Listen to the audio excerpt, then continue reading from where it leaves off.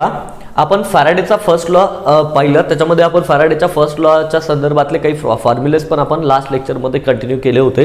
त्यापैकी काही फॉर्म्युलेज जे आहेत मी ते परत फॅराडेच्या फर्स्ट लॉच्या संदर्भातले इथे बोर्डवर लिहून ठेवले आहेत. ओके, मी पहिल्यांदा फॅराडेच्या फर्स्ट लॉचं स्टेटमेंट तुम्हाला सांगेल. आपण असं म्हटलं होतं, अमाऊंट ऑफ सबस्टन्स डिपॉझिटेड और amount of substance liberated at the respective electrode is directly proportional to the quantity of electricity pass through them.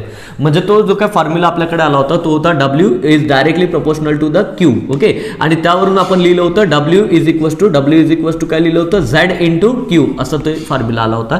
त्यावरून काही महत्त्वाचे फॉर्म्युले जे काय आहेत त्यासाठीचे काही महत्त्वाचे फॉर्म्युले जे आहेत ते मी इथे आधीच ऑलरेडीच इथे लिहून ठेवले. एक फॉर्म्युला आहे नंबर ऑफ मोल. नंबर ऑफ मोल जर तुम्हाला माहित असतील तर नंबर ऑफ मोल बरोबर काय, नंबर ऑफ मोल जर तुम्हाला दिलेलं असेल समजा किंवा माहित असेल तर नंबर ऑफ मोल बरोबर काय होत असतं I into T into 96500 into n factor.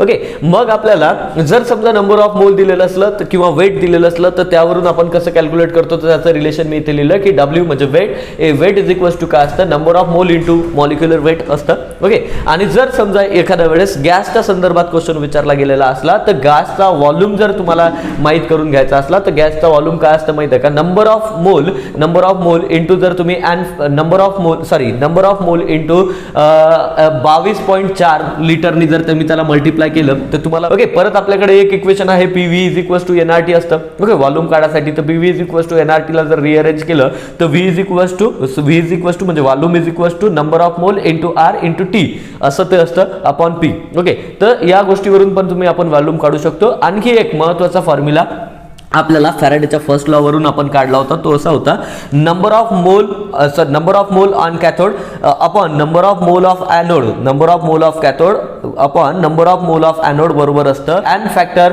Of anode upon n factor of cathode असं आपण त्याला म्हणू शकतो. हे काही फॉर्म्युले जे आहेत हे मी फॅराडेच्या फर्स्ट लॉ वरून इथे लिहिले होते. आता याच्या संदर्भातले प्रॉब्लेम आपल्याला पाहायचे आहेत, पण त्याआधी फॅराडेचा सेकंड लॉ पण मी तुम्हाला समजावून देतो आणि देन पुढची गोष्ट आपण कंटिन्यू करू. तर फॅराडेचा सेकंड लॉ आपल्याला कंटिन्यू करायचा असेल तर आपण ते समजून घेण्यासाठी पहिल्यांदा मी इथे एक इलेक्ट्रोलायटिक सेल जो आहे, दोन इलेक्ट्रोलायटिक सेल जे आहेत ते इथे ड्रॉ करतोय. दोन इलेक्ट्रोलायटिक सेल इथे मी ड्रॉ करतोय. ओके, आता हे दोन इलेक्ट्रोलायटिक सेल इथे मी घेतले आहेत. ओके, या इलेक्ट्रोलायटिक सेल मध्ये समजा आपण काय करू, सॉरी AgNO3 घेतो, AgNO3 घेतो. ओके, आणि दुसरं इकडे जे आहे ते घेतो तुमचं CuSO4 घेतो. ओके, CuSO4 घेतो. ओके, आपण आज काय कंटिन्यू करतोय तर आपल्याला फॅराडेचा सेकंड लॉ पाहायचा आहे. फॅराडेचा सेकंड लॉ सांगण्यासाठी मी काय घेतलं, एक कंटेनर घेतलं की ज्यामध्ये AgNO3 घेतलं, दुसरं कंटेनर घेतोय की ज्याच्यामध्ये CuSO4 घेतोय. ओके, आता AgNO3 चं कंटेनर, एक कंटेनर की ज्याच्यामध्ये AgNO3 ॲज अ इलेक्ट्रोलाइट आहे, त्यामध्ये जे रॉड इथे मी ठेवलेले असतील हे दोन्ही रॉड कशाचे असले पाहिजेत, हे दोन्ही रॉड कशाचे असले पाहिजेत, Ag चे असले पाहिजेत.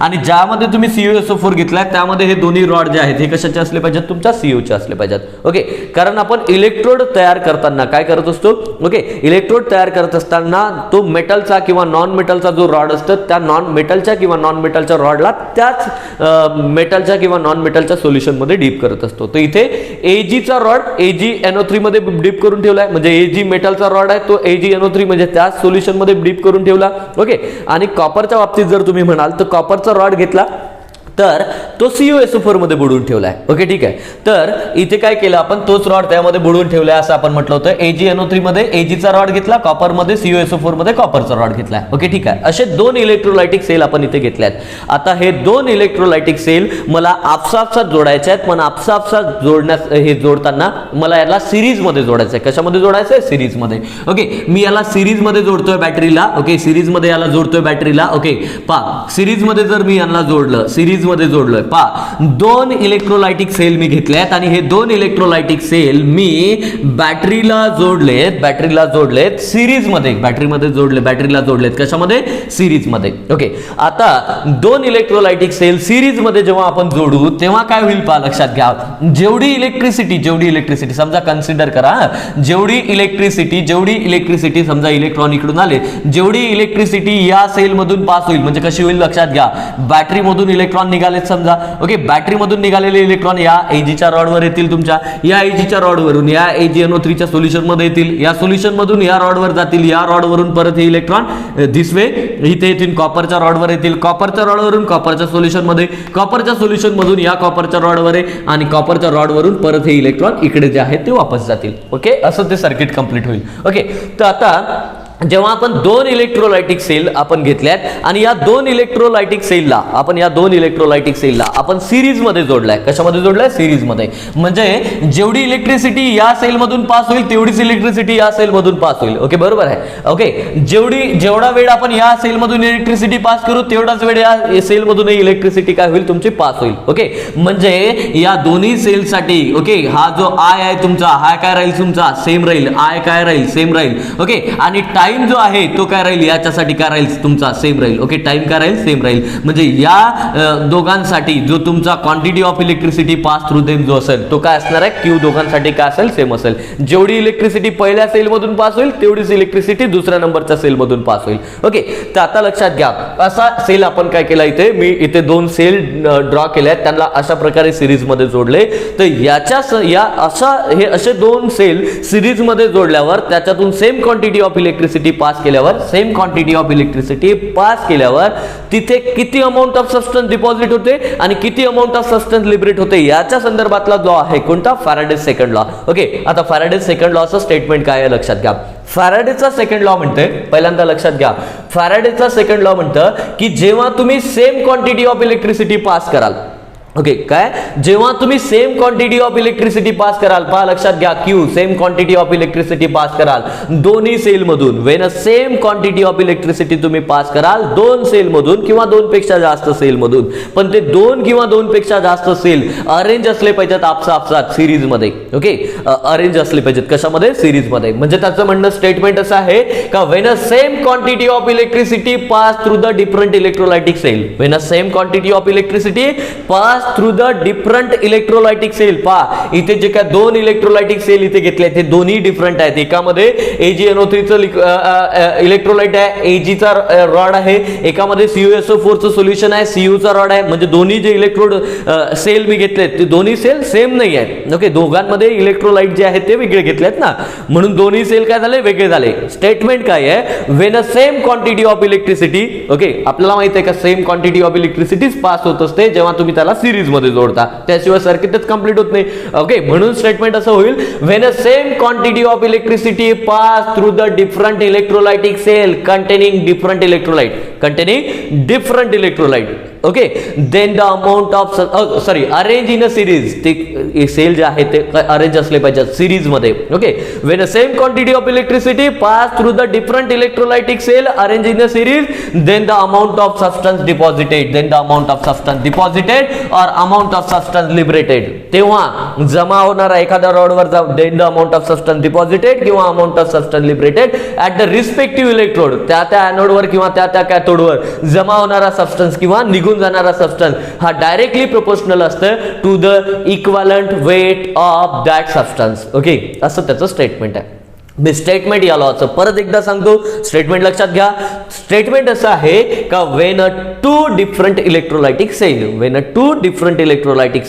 Arrange in a series, okay sorry माझं चुकलं थोडंसं सांगताना, मी असं म्हणेल when a same quantity of electricity pass through the different electrolytic cell containing different electrolyte arrange in a series, then the amount of substance deposited और amount of substance liberated at the respective electrode is directly proportional to the equivalent weight of that substance. किती असणार आहे ते? Equivalent वेटच्या directly proportional असणार आहे. Okay, त्याचा जे काय फॉर्म्युला आहे तो असा मी लिहिणार आहे, इथे लिहितो मी असा. ओके, तो फॉर्म्युला आहे तो असा होईल, weight of substance deposited. Okay, इथे दोन इलेक्ट्रोलाइट आहेत ना, ओके, एक AgNO3 आहे, एक CuSO4 आहे, Ag चा रॉड आहे आणि कशाचा? Cu चा रॉड आहे. ओके, तो वेट ऑफ सबस्टन्स डिपॉझिटेड म्हणजे हा आपण W1 घेऊ, म्हणजे समजा वेट ऑफ मी काय घेतो तुमचा वेट ऑफ Ag घेतो तुमचा. ओके, आणि हा काय घेतो दुसरा काय घेतला तुमचा वेट ऑफ कॉपर घेतोय, तो वेट ऑफ कॉपर होईल इक्विव्हॅलंट मास कशाचं? तुमच्या Ag चं अपॉन काय होईल तुमचं? इक्विव्हॅलंट मास कोणाचं? तुमच्या कॉपरचं. ओके, तर हा तो फॉर्म्युला आहे. ओके, हा तो फॉर्म्युला आहे. आता हा फॉर्म्युला कसा झाला? ओके, फॅराडेच्या सेकंड लॉचा हा फॉर्म्युला कसा झाला? ओके, स्टेटमेंट लक्षात घ्या, हा कसा आला हे मी तुम्हाला प्रूव्ह करून दाखवतो. ओके, त्याआधी लक्षात घ्या की समजा इथे हा जो सेल घेतलाय तुमचा AgNO3 चा, ओके, या AgNO3 चा सोल्युशनचं घेतलाय आणि त्याच्यामध्ये Ag चा रॉड घेतलाय, तर कोणाचं ऑक्सिडेशन होईल कोणाचं रिडक्शन होईल ते आपण लक्षात घेऊ AgNO3 च्या सेलमध्ये. आणि तसंच कॉपर CuSO4 घेतलाय आणि कॉपरचा रॉड घेतलाय, तिथे कोणाचं ऑक्सिडेशन होईल कोणाचं ऑक्सिडेशन होईल कोणाचं रिडक्शन होईल ते आपण लक्षात घेऊन देन पुढे जाऊ आपण. ओके, तर पहा मी सुरुवातीला लिहितो का या AgNO3 चा सेल जो घेतला आपण हा, ओके, या सेलचं रिप्रेझेंटेशन कसं होईल आपल्याला, आपण घेतलंय तुमचं AgNO3, काय घेतलंय AgNO3, ओके, AgNO3, ओके, हे ऍक्वियस AgNO3 आहे इथे, ओके, हे जे काय CuSO4 आहे हे पण काय आहे तुमचं ऍक्वियस आहे, म्हणजे AgNO3 कसं आहे तुमचं ऍक्वियस आहे, ओके. आणि AgNO3 मध्ये कुठला रॉड प्लेस करून ठेवलाय तुम्ही, Ag चा रॉड प्लेस करून ठेवलाय, कोणता रॉड प्लेस करून ठेवला, Ag चा, ओके. आणि मग what will be the product at anode आणि what will be the product at anode आणि what will be the product at cathode आपल्याला पाहायचं इथे, ओके. असा सेल घेतलाय, ओके, एनोडला काय भेटतं आणि कॅथोडला काय भेटतं हे आपल्याला पाहायचं आहे, ओके. ते ठीक आहे, एनोडला काय भेटतं आणि कॅथोडला काय भेटतं हे पाहण्यासाठी मी सुरुवातीला इथे घेतो की बघ एनोडला काय भेटणार आहे आपल्याला, एनोडला काय भेटणार आहे, ओके, एनोडला काय भेटेल, ओके. आणि इकडच्या साईडला लिहितो की बघ कॅथोडला काय भेटणार आहे आपल्याला, एनोड आणि कॅथोडला काय भेटतं, ओके. तर एनोडला होत असते आमचं ऑक्सिडेशन, एनोडला होत असतं ऑक्सिडेशन, कॅथोडला होत असतं रिडक्शन, हे तर तुम्हाला माहित असेल, एनोडला ऑक्सिडेशन कॅथोडला रिडक्शन. मला सांगा हे जे काय AgNO3 आहे, या AgNO3 ला जर तुम्ही स्प्लिट करून पाहाल तर तुमच्या लक्षात येईल का Ag वर एक पॉझिटिव्ह चार्ज, NO3 वर तुमचा एक निगेटिव्ह चार्ज, तर ऑक्सिडेशन कोणाचं होईल, तर ऑक्सिडेशन होऊ शकतं कोणाचं तुमच्या, ऑक्सिडेशन होऊ शकतं म्हणजे लॉस ऑफ इलेक्ट्रॉन कोण करू शकतं, NO3 निगेटिव्ह. Ag करणार आहे का, Ag वर तर इथे ऑलरेडी पहिलंच पॉझिटिव्ह चार्ज आलेला आहे ना, त्याने आधीच इलेक्ट्रॉन गमावलेला आहे, तो नाही करणार, मग कोण करणार आहे NO3, ओके. परत कोण करू शकतं तुमचं, वॉटर पण तर करू शकतं, वॉटरही करू शकतं, ओके. वॉटरचं तुम्हाला माहित असेल तर वॉटरचं ऑक्सिडेशन पण होऊ शकत असतं, रिडक्शन पण होऊ शकतं. आपण इलेक्ट्रोकेमिकल सिरीज आधीच्या आणखी आधीचं लेक्चर जर तुम्ही पाहिलं तर त्यामध्ये इलेक्ट्रोकेमिकल सिरीज मी तुम्हाला सांगितलेली आहे, ती लर्न असली पाहिजे तुमच्या सगळ्यांच्या. त्या इलेक्ट्रोकेमिकल सिरीज मध्ये वॉटर दोन ठिकाणी आहे, एक 7 नंबरला आहे आणि एक तुमच्या 21 नंबरला आहे. तर इथे जे काय वॉटर घेतोय मी ऑक्सिडेशन वाला वॉटर घेतोय आणि ऑक्सिडेशन वाला वॉटर तुम्ही इलेक्ट्रोकेमिकल सिरीज मध्ये पहा कुठल्या नंबरला आहे, 21 नंबरला आहे, ओके. आणि हा जो काय आणखी काय घ्यावं लागेल आपल्याला, आणखी AgNO3 पैकी ऑक्सिडेशन NO3 चं होतंय म्हटलं, वॉटरचं ऑक्सिडेशनही होऊ शकतं, रिडक्शनही होऊ शकतं. वॉटर मी 21 नंबरचं घेतोय कारण रिएक्शन मी एनोड वरची पाहतोय आणि एनोडला ऑक्सिडेशन होत असतं, एनोडला ऑक्सिडेशन होत असतं. आणखी काय आहे इथे, तर हा Ag चा रॉड पण आहे तुमचा, ओके, हा Ag चा रॉडही आहे आणि हा Ag चा रॉड आहे. Ag कुठल्या नंबरवर येतं तुमच्या इलेक्ट्रोकेमिकल सिरीज मध्ये, एक चेक करा. इलेक्ट्रोकेमिकल सिरीज मध्ये जी आपण इलेक्ट्रोकेमिकल सिरीज मी तुम्हाला लिहून दिली आहे त्या इलेक्ट्रोकेमिकल सिरीज मध्ये Ag जो आहे हा 19 नंबरला येतोय, 19 नंबरला येतोय, ओके. आता कोणाचं ऑक्सिडेशन होईल पहा, ओके, NO3 आहे, वॉटर आहे, Ag आहे. एनोडवर हे 3 लोक यांची इच्छा आहे का ऑक्सिडेशन झालं पाहिजे, ओके. एखाद्या नोकरीची जाहिरात जेव्हा निघते, कलेक्टरची कोणत्याही एखाद्या समजा जॉब, पिऊनची जॉब, कोणती एखादी जेव्हा नोकरीची जाहिरात निघते मग ते काय करतात, आवेदन पत्र मागवतात. ठीक आहे, तुम्ही अर्ज करा, इच्छुक उमेदवार अर्ज करा. मग इच्छुक उमेदवार अर्ज करा म्हणजे काय, एक जागा आहे तर एकच अर्ज करतात का, नाही. सध्याची परिस्थिती अशी आहे, एक जागा असली तर 100 अर्ज, ओके. मग 100 अर्ज आले तर काय 100 लोकांना घेतात का, ते नाही, त्यांना एकच पाहिजे असते, ओके. तसंच इथे आहे की इथे आपण पाहतोय की कोणाचं ऑक्सिडेशन होईल बा, कोण ऑक्सिडेशन होऊ, कोणाचं ऑक्सिडेशन करायची इच्छा आहे. तर ऑक्सिडेशन या AgNO3 पैकी NO3 ची इच्छा आहे, ॲक्वियस आहे म्हणून वॉटरची इच्छा आहे आणि Ag चं पण ऑक्सिडेशन करण्याची इच्छा आहे. मग आता या तिघांपैकी ऑक्सिडेशन कोणाचं होईल, तर ज्याचं स्टँडर्ड रिडक्शन पोटेन्शियल कमी असेल त्याचं काय होणार आहे, ऑक्सिडेशन. मग स्टँडर्ड रिडक्शन पोटेन्शियल कोणाचं आहे, Ag चं कमी आहे. किती आहे Ag चं स्टँडर्ड रिडक्शन पोटेन्शियल, तो किती नंबरला येतो, 19, म्हणजे स्टँडर्ड रिडक्शन पोटेन्शियल कमी आहे. म्हणजे इथे काय होणार आहे तुमचा, या Ag चं काय होणार आहे तुमच्या, या Ag चं होणार आहे काय तुमच्या ऑक्सिडेशन, आणि ऑक्सिडेशन झालं तर Ag पॉझिटिव्ह आणि 1 इलेक्ट्रॉन असं आपल्याला भेटणार आहे. Ag पॉझिटिव्ह आणि 1 इलेक्ट्रॉन, ओके. ऑक्सिडेशन झालं रे बेटा कोणाचं, Ag चं, ओके. ऑक्सिडेशन झालं, ओके. रिडक्शन कोणाचं होतंय ते पाहू आपण, ओके. रिडक्शन कोणाचं होतं ते पाहू. रिडक्शन कोणाकोणाचं होईल, तर रिडक्शन इथे व्हायला पाहिजे कोणाचं, Ag पॉझिटिव्हचं, ओके. Ag पॉझिटिव्हचं. परत इथे वॉटर पण आहे, ओके, वॉटर पण आहे आणि परत इथे कोण आहे तुमचा, रॉड पण आहे, ओके. ठीक आहे. आता लक्षात घ्या, हा जो काय रिडक्शन कोणाचं करत असतो आपण, तर रिडक्शन ज्याचं स्टँडर्ड रिडक्शन पोटेन्शियलची व्हॅल्यू, स्टँडर्ड रिडक्शन पोटेन्शियलची व्हॅल्यू हाय आहे.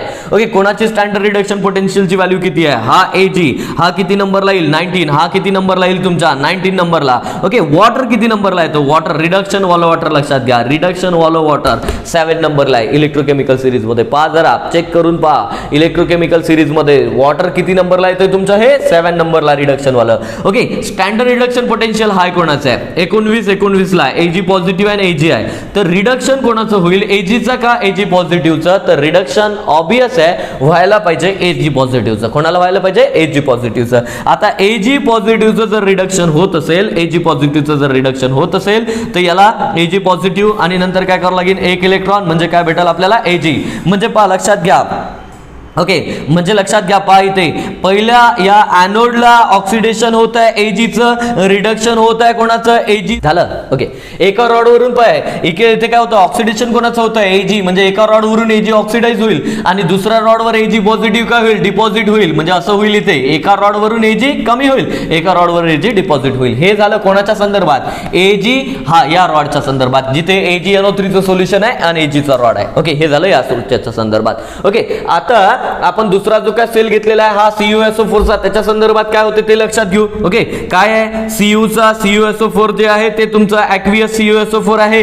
ओके, ॲक्वियस CuSO4 आहे. सोबतच इथे रॉड कशाचा आहे, तो रॉड पण कॉपरचा आहे. What will be the product at anode and cathode, cathode आणि एनोडला कुठले कुठले प्रोडक्ट राहतील ते आपल्याला इथे चेक करायचे आहे. ओके, परत मी तेच लिहितो असंच, आपलं काय लिहितो इथे, हा घेतला तुमचा एनोड, हा घेतला एनोड. ओके, हा इकडे काय घेतो तुमचा कॅथोड. ओके, एनोड घेतला आणि कॅथोड घेतला. चलो ठीक आहे, एनोडला काय होत असते तुमचं ऑक्सिडेशन, कॅथोडला काय होत असते तुमचं रिडक्शन. ओके, आता मला सांगा एनोडला ऑक्सिडेशन कोणाकोणाचं होऊ शकतं, तर इथे Cu डाय पॉझिटिव्ह आहे हा तुमचा आणि SO4 डाय निगेटिव्ह आहे, तर ऑक्सिडेशन कोणाचं होईल, SO4 डाय निगेटिव्हचं. पहा हे एक्झाम्पल आपण purification of copper, refining of copper नावाचं एक हेडिंग मी तुम्हाला टाकलं होतं, त्याच्यामध्ये समजून दिलं होतं. सेम रिएक्शन इथे होणार आहे. पहा SO4 डाय निगेटिव्ह आहे ज्याचं ऑक्सिडेशन होऊ शकतं. परत इथे वॉटर पण आहे ज्याची ऑक्सिडेशन होऊ शकतं, ॲक्वियस आहे ना, आणि सोबतच कॉपरचा रॉड घेतला, समजा कॉपरचा रॉड घेतला तर त्याचे ऑक्सिडेशन होऊ शकतं. ओके, आता ऑक्सिडेशन कोणाचं होत असतं एनोडला, ज्याचं स्टँडर्ड रिडक्शन पोटेन्शियल लो आहे. स्टँडर्ड रिडक्शन पोटेन्शियल कोणाचं लो आहे लक्षात घ्या. ओके, वॉटर जर ऑक्सिडेशन वाला वॉटर घेतला तर 21 नंबरला आहे. SO4 चा पण नंबर हा येतं. Cu किती नंबरला येतो, 16 नंबरला येतं. लक्षात घ्या किती येतं, 16 ला. मग ज्याचं स्टँडर्ड रिडक्शन पोटेन्शियल कमी आहे, स्टँडर्ड रिडक्शन पोटेन्शियल ज्याचं कमी आहे त्याचं काय व्हायला पाहिजे, ऑक्सिडेशन. म्हणजे इथे काय होतं, Cuचं कॉपरचं काय होणार आहे, ऑक्सिडेशन. म्हणजे Cu डाय पॉझिटिव्ह प्लस 2 इलेक्ट्रॉन असं होणार आहे कुठं, एनोडला. कॅथोडला काय होतं लक्षात घ्या, कॅथोडला काय व्हायला पाहिजे, कॅथोडला ऑक्सिडेशन होत असतं. ऑक्सिडेशन कोणाचं होईल, Cu डाय पॉझिटिव्हचं. ओके, परत कोण आहे तुमचा, वॉटर आहे, तोही ऑक्सिडेशन करू इच्छिते. आणि आणखी कोण आहे, कॉपर आहे, हा कॉपर तुमचा रॉड मधला. ओके, तर कॉपरचा जो आहे इलेक्ट्रोकेमिकल सिरीज मध्ये नंबर किती आहे, 16. वॉटरचा रिडक्शन वाला वॉटर पा कितीवर आहे, 7 वर. ओके, हा कॉपर कितीवर, 16 वर. तर मला सांगा वॉटरचं रिडक्शन पोटेन्शियल जे आहे, ओके, कॉपरचं रिडक्शन पोटेन्शियल वॉटरच्या रिडक्शन पोटेन्शियल पेक्षा जास्त आहे. ज्याचं स्टँडर्ड रिडक्शन पोटेन्शियल हाय असेल त्याचं रिडक्शन होईल, म्हणजे कॉपरचं रिडक्शन व्हायला पाहिजे. आणि कॉपरचं जर रिडक्शन झालं तर Cu डाय पॉझिटिव्ह जो आहे तुमचा तो 2 इलेक्ट्रॉन घेऊन कशामध्ये कन्वर्ट होईल, Cu मध्ये कन्वर्ट होईल. म्हणजे रिडक्शन कोणाचं झालं, कॉपरचं. ऑक्सिडेशन पण कॉपरचं होईल, ऑक्सिडेशन पण कॉपरचं होईल, रिडक्शन पण कॉपरचं होईल. म्हणजे इथे पण प्रोडक्ट कोण भेटणार आहे तुम्हाला, कॉपर भेटणार आहे. आणि पहिल्याच्या सेलमध्ये डिपॉझिट होणार आहे Ag, दुसऱ्या सेलमध्ये डिपॉझिट होणार आहे तुमचा कॉपर. असं आहे हे या दोन्ही रॉडमध्ये. इथपर्यंत तुमच्या लक्षात आलं असेल समजा. ओके, आता पुढची गोष्ट कंटिन्यू करू त्याआधी एक याचा स्क्रीनशॉट काढून घ्या. दोस्तो, आपण फॅराडेचा फर्स्ट लॉ पाहिला. फॅराडेच्या फर्स्ट लॉला चेक करताना आपण म्हटलं होतं की एखाद्या सबस्टन्सचं वेट जर काढायचं झालं तुम्हाला, ओके, वेट काढायचं झालं तर वेट बरोबर काय घेतो तो आपण, इक्विव्हॅलंट मास इनटू काय घेतो तुमचा, equivalent mass into I into T. Okay, हा मी W1 घेतो समजा इथे, याचं मास काढायचं झालं तर आपण काय घेत असतो, आपण हा फॉर्म्युला काय आपला, इक्विव्हॅलंट मास इनटू काय असतं तुमचं, I इनटू T अपॉन 96500. हा एक फॉर्म्युला आपला फॅराडेच्या फर्स्ट लॉ मध्ये आपण पाहिला होता की एखाद्या सबस्टन्सचं वेट जर काढायचं झालं तर काय करत असतो आपण, वेट काढायचं झालं तर W म्हणजे वेट इज इक्वल्स टू काय असतं, equivalent mass into I into T upon 96500 हे वेट काढायचा फॉर्म्युला आपला. ओके, आता हा फॉर्म्युला आपण कसा आला हे चेक करणार आहोत इथे. ओके, हे सगळं झालं असेल तर लक्षात घ्या. आता मी काय घेतो, वेट ऑफ एजी, किती वेट ऑफ एजी इथे जमा झालं असेल. ओके, या रॉडवर एजी किती जमा झालं असेल, वेट ऑफ एजी किती जमा झालं असेल तर एजीच्या इक्विव्हॅलंट मास इतकं. तर हे equivalent mass ag, equivalent mass of ag into काय करावं लागेल मला, time sorry I into T upon काय करावं लागेल 96500. ओके, हे काय होईल, वेट ऑफ एजी या रॉडवर डिपॉझिट होईल ते. ओके, ठीक आहे. तसंच मी काय करतो आता, वेट ऑफ कॉपर किती जमा होते ते लक्षात घेऊ. वेट ऑफ कॉपर कसं डिपॉझिट होईल, तर वेट ऑफ कॉपर किती डिपॉझिट होईल, इक्विव्हॅलंट मास कोणाचं, इक्विव्हॅलंट मास कोणाचं, कॉपरचं. Equivalent mass of copper into काय करावं लागेल तुमचा आय इंटू टी अपॉन काय करावं लागेल 96500 बरोबर आहे. आता लक्षात घ्या, मी जर या वेट ऑफ एजी ला डिवाइड केलं वेट ऑफ कॉपरनी, ओके, वेट ऑफ कॉपरनी समजा केलं तर काय होईल लक्षात घ्या की आय इंटू टी जो आहे हा दोघांसाठी सेमच आहे, म्हणजे कॅन्सल होईल. कारण जेव्हा तुम्ही दोन सेल सिरीज मध्ये जोडता आणि त्याच्यामधून same quantity of electricity pass करत असता तर त्यासाठी आय इंटू टी म्हणजे क्यू काय होईल, सेमच राहील, क्यू पण सेम राहील आणि हा जो काय 96500 आहे हा पण काय राहील, सेमच राहील, मग तो पण कॅन्सल होईल. म्हणजे इथे इक्वेशन काय भेटतं लक्षात घ्या. ओके, इक्वेशन काय भेटतं जरासं लक्षात घ्या. काय राहील, weight of AG upon weight of काय तुमचं कॉपर इज इक्वल्स टू काय, equivalent weight of AG upon equivalent weight of copper इतकं भेटणार आहे. हाच तर तुमचा फॉर्म्युला आहे कशाचा, फॅराडेच्या सेकंड लॉचा. आता फॅराडेचा सेकंड लॉ मी तुम्हाला इथे समजावून दिलं, त्याचं स्टेटमेंट सांगितलं आणि त्याचं इक्वेशन जे आहे ते आपण इथपर्यंत पाहिलं. आता फॅराडेचा फर्स्ट लॉ, फॅराडेचा सेकंड लॉ या सगळ्याच्या संदर्भातले प्रॉब्लेम आपण उद्या कंटिन्यू करू. आजच्या दिवसाला परत हेच तुम्ही जरासं लक्षात घ्या, सगळ्या गोष्टी तुम्ही लक्षात घ्या. थोडंसं कॉम्प्लिकेटेड आहे म्हणजे काय, सगळ्या गोष्टी लक्षात ठेवावं लागतात. इलेक्ट्रोकेमिकल सिरीज लक्षात ठेवावं लागतं. ओके, नंबर ऑफ मोल लक्षात ठेवावं लागतं, इक्विव्हॅलंट वेस्ट लक्षात ठेवावं लागतं. ओके, सगळ्या गोष्टी तुम्हाला PV is equals to NRT म्हणजे आयडियल गॅस इक्वेशन, सगळ्या ह्या इक्वेशन जे आहेत ते लक्षात ठेवावं लागतं आणि त्यामुळे जरासा गोंधळ होऊ शकतं. पण वारंवार मी तुम्हाला परत सांगतोय की जड तर बिलकुल नाही आहे. मी तुम्हाला परत ह्या सगळ्या गोष्टी हळूहळू जेव्हा मी प्रॉब्लेम सॉल्व्ह करेल तेव्हा आठवण करून देत जाईल. पण हा व्हिडिओ, हे लेक्चर तुम्ही परत एकदा पहा, याचे स्क्रीनशॉट काढले असतील तर पॉज करून लिहून घ्या, समजावून घ्या. काही डाऊट्स असलं तर मला विचारा. आपण पुढची प्रॉब्लेम उद्या कंटिन्यू करू. आजच्या दिवसाला बाय.